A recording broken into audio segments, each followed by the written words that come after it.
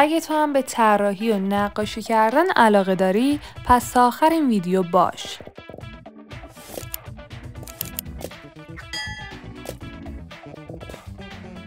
اول از همه میرم سراغ معروف ترینش که برای یک بار هم که شده اسمش رو شنیدیم. فابر کاستل. یکی از قدیمی ترین و معتبرترین برندها در زمینه تولید مداد و لوازم تحریر. این مداد به خاطر مغزیش که از جنس گرافیت هست و با چوب مرغوبی احاطه شده، مداد مقاومی هستش و به راحتی نمیشکنه.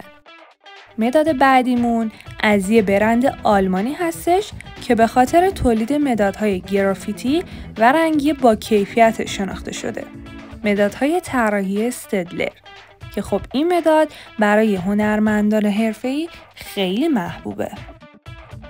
یکی دیگه از این مدادها که برای هنرمندان حرفه‌ای و طراحان استفاده میشه، کاران داش. از یه برند سوئیسی که به خاطر تولید مدادهای با کیفیت و لوکس شناخته میشه. این مدلمونم از یه برند آلمانیه که مدادهای طراحی و رنگی رو با کیفیت بالا تولید میکنه. مدادهای لایرا که خب معمولاً برای هنرمندان و دانش آموزان مناسبه. اگر بخوام مداد بعدی رو مداد رنگی بهتون معرفی کنم، پیشنهاد من درونت هست.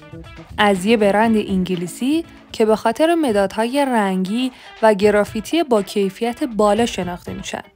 مدادهای طراحی درونت معمولاً برای نقاشی و طراحی‌های حرفه‌ای استفاده میشن.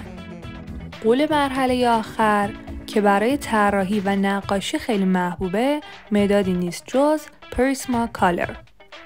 این مداد آمریکایی هستش و به خاطر مدادهای رنگی نرم و با کیفیت بالا معروفه. مرسی که تا اینجای ویدیو با من همراه بودید و در آخر میخوام شما برام بنویسید که از چه مدادایی استفاده کردید و راضی بودید.